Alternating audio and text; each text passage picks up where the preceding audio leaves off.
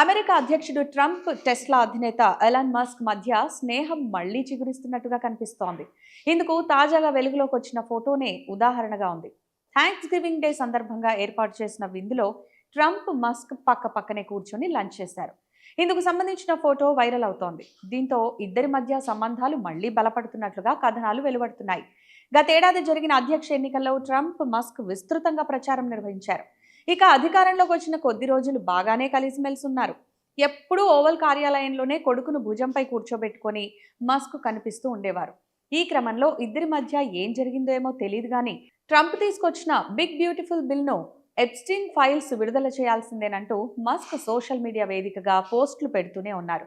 దీంతో ఇద్దరి మధ్య స్నేహం పూర్తిగా దెబ్బతింది.